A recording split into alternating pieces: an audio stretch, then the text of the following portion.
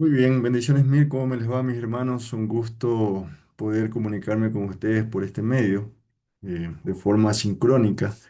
Vamos a empezar con la peña número uno de el libro 2, del nivel uno. El objetivo de este libro es llevarnos hacia la vida de Jesucristo en su tiempo de preparación. En su tiempo de preparación es lo que vamos a estudiar en este libro. Vamos a tratar de resumir los aspectos más importantes. Voy a dejar grabadas estas tres unidades por razones que ya les expliqué en el grupo. Y deseo por favor que como trabajo práctico ustedes tienen que resumir esta peña, los aspectos más importantes, ¿no? El libro 2 es un libro que nos lleva a Mateo principalmente, pero también vamos a ver que el año de preparación se puede apreciar desde otros libros.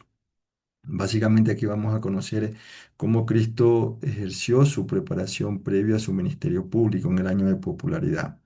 Entonces, aunque en Mateo hay una base muy concisa, se va a complementar con algunos otros hechos descritos principalmente en Lucas y en el Evangelio de Juan. ¿Ok? Vamos a empezar por las pruebas de la unidad 1A. Pregunta 1A, Isaías. 1B, Juan el Bautista. Pregunta 2, la venida de Jesucristo o el reino de los cielos también pueden contestar allí, ¿no? Recuerden que Juan el Bautista decía, el reino de los cielos se ha acercado. Entonces, el reino de los cielos sería más correcto. La pregunta 2B, debería arrepentirse, es el llamamiento principal. La pregunta 3, bautismo y fruto o buen fruto. Eh, Pregunta 3B, ¿cuál es de estas dos señales es la prueba más clara? El buen fruto. Pregunta 4, ¿por qué eran descendientes de Abraham, ¿no? O del pueblo judío, porque eran judíos. Pregunta 5, fariseos, a los fariseos, Jesucristo, Jesús o Dios y Dios. Pregunta 6, de los siguientes símbolos que utilizó Juan el Bautista, marque con un visto lo que representa un verdadero arrepentimiento.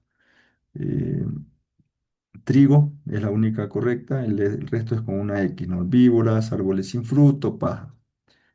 Prueba 1B. Prueba 1B. Dice fariseos y saduceos. Pregunta 2. Odiaban a los romanos. Los fariseos no creían en la resurrección. Los saduceos tenían influencia sobre personas comunes. Los fariseos ejercían dominio en el concilio. Los saduceos.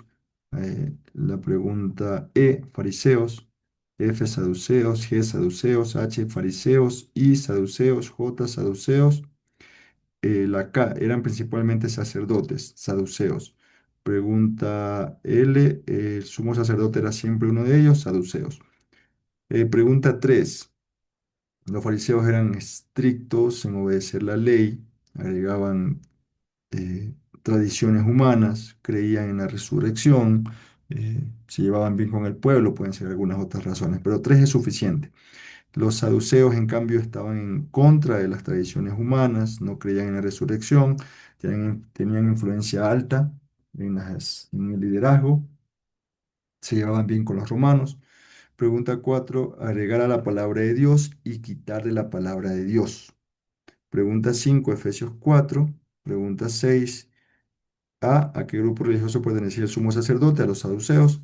Y pregunta 6B, romano, del imperio romano. Ok, esta es la peña, estas son las pruebas de la unidad uno. Y bueno, la peña número uno se enfoca en dos sublecciones, en la 1A y en la 1B. La predicación de Juan el Bautista eh, y la diferenciación entre los fariseos y los saduceos. En esta En este aspecto vamos a trabajar un poquito el concepto de arrepentimiento. El arrepentimiento se describe muy bien en el gráfico de la página 4, ¿no? El arrepentimiento se describe bastante bien en el gráfico de la página 4. Es un gráfico que muestra y el concepto de arrepentimiento tiene que ver con cambiar de dirección, ¿no? Ese es el concepto más coloquial, pero más claro. O sea, yo me arrepiento cuando yo cambio de dirección, tal como está en el gráfico. Entonces yo estoy caminando hacia el pecado, a veces por desconocimiento, a veces por soberbia, por orgullo, pero Dios me redarguye, Dios me, como dice en segunda de Timoteo 3:16, Dios me enseña, me redarguye, me corrige y me entrena, y yo tengo que responder con mi libre albedrío para cambiar de dirección. Entonces, cuando hago eso, si yo me he arrepentido interiormente, yo voy a mostrar un fruto exterior en lo que el gráfico aquí está mostrando, ¿no? Cuando, en cambio, digo que me he arrepentido, pero no estoy mostrando ese fruto, pues en realidad espiritualmente no ha ocurrido ningún arrepentimiento. Entonces es importante que diferenciemos eso, ¿no? Y el arrepentimiento, como está allí descrito, hay algunas situaciones espirituales que están en conflicto, principalmente vinculados con orgullo, o, o con soberbia, podríamos decir, en cuanto a no desear hacer lo correcto. Entonces la clave es aquí entender bien la voluntad de Dios, analizar qué parte de mi vida necesita cambiar y arrepentirme. Pero el arrepentimiento también viene vinculado con una confesión, ¿no? Confesión en el sentido bíblico implica que yo confesar es ponerme de acuerdo con Dios en que lo que está pasando en mi vida es inadecuado. O sea, estoy pecando contra la voluntad de Dios, es malo. Si ustedes ven 1 de Juan 1, eh, los últimos versículos, dice: si confesares vuestros pecados, Él es fiel y justo para perdonarnos y limpiarnos de toda maldad. O sea, si yo me pongo de acuerdo con Dios, Señor, yo he pecado contra tu voluntad, esto que estoy haciendo, pensando, diciendo o no haciendo incluso, está contra tu palabra, ahora lo sé, ahora lo entiendo, he fallado, pero me acojo a tu justicia en Cristo. Si yo estoy confesando y es el primer paso para mostrar arrepentimiento, ¿no? Y eso pues obviamente se evidencia como en el gráfico en un equilibrio donde yo voy a dar un fruto adecuado. Es lo que Juan el Bautista estaba diciendo, estaba pidiendo, ¿no? Arrepentidos porque el reino de los cielos se ha acercado. O sea, el efecto de que Dios se acerque, de que su reino se acerque a nuestra vida, es que va a saturarnos de información clara y adecuada y correcta y verdadera que va a llevarnos al arrepentimiento, a cambiar de dirección. Entonces, este es el primer concepto que, que quiero que prioricen y que quiero que recuerden, por favor. Ahora hay algunos puntos aquí importantes, ¿no? Dentro del desarrollo bíblico, hay sacramentos, hay señales externas que nos permiten ver lo que está pasando interiormente. Y una de esas señales externas en vinculación con el arrepentimiento es el bautismo, ¿no? Que es el bautismo es una profesión pública de fe donde la persona que ha experimentado el arrepentimiento en Cristo eh, demuestra públicamente lo que ha pasado. El bautismo es un simbolismo, ¿no? Simboliza mucho la vida cristiana. La persona muere al pecado, es encapsulado en agua, que tiene que ver con la palabra de Dios en muchos pasajes, y es levantada otra vez para la vida eterna. Entonces, hay una simbología muy interesante allí, pero es al final algo público.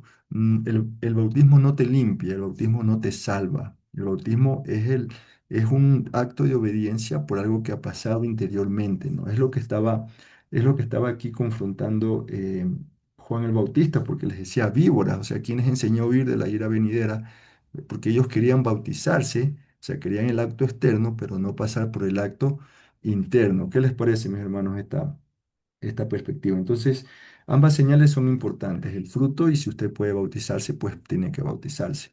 No, no perdamos de vista que lo espiritual interno es primero, ¿no? El ladrón de la cruz no se bautizó, pero Cristo le dijo que hoy estarás conmigo en el paraíso. Entonces hay muchas señales aquí en la pregunta 1A en cuanto a el mensaje de Juan el Bautista, que era muy áspero, pero muy, muy bíblico en ese sentido. Entonces, por ejemplo, paja y trigo, el contraste entre dos tipos de vidas espirituales. víboras y árboles sin fruto, sinónimos de una persona que interiormente no está bien con Dios, como los fariseos o saduceos, y exteriormente quiere aparentar estar bien con Dios. Entonces, toda esta simbología es parte del estilo de predicación de Juan. Y hay cosas interesantes aquí, como por ejemplo que el lugar donde Juan estaba predicando no era un lugar cómodo, era muy incómodo, era un desierto.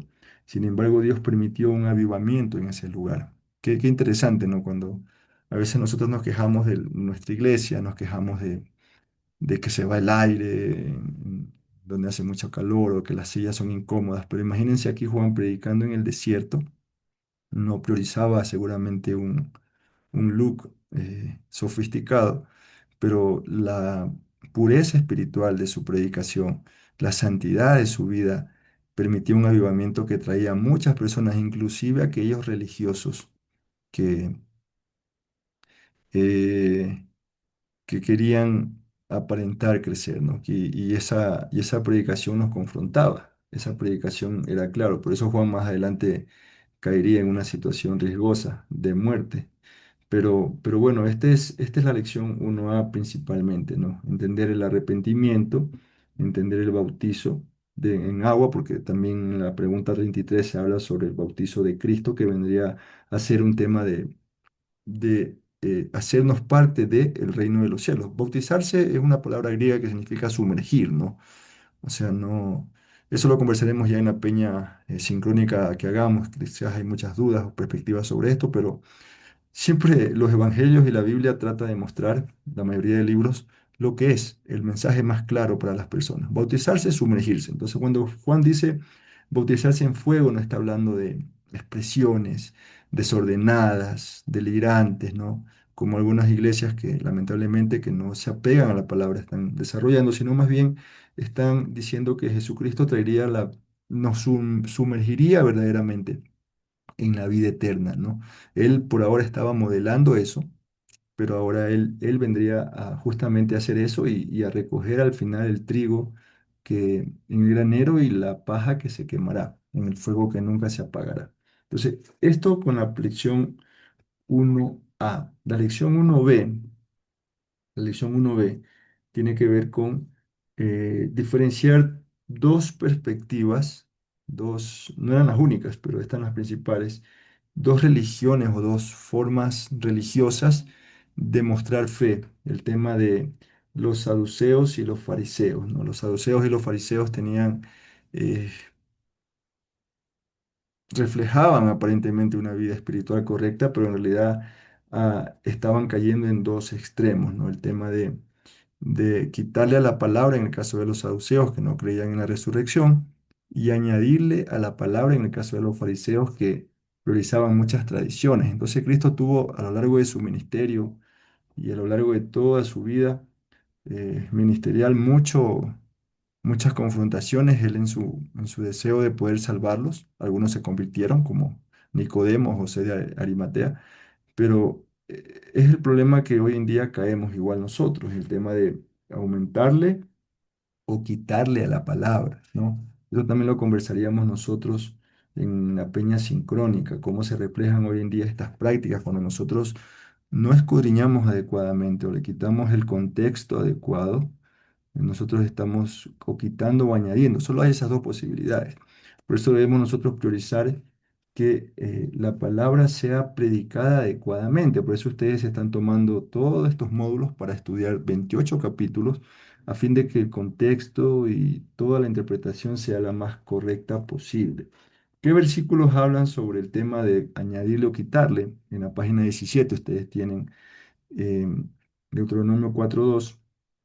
eh, em, y donde habla justamente eso, ¿no? No son los únicos, siempre Dios ha mostrado en Apocalipsis, también está esa base bíblica sobre no añadir ni quitar, pero el punto es esa, ¿no? El punto es escudriñar eso, lo correcto, adecuado, que se debe predicar.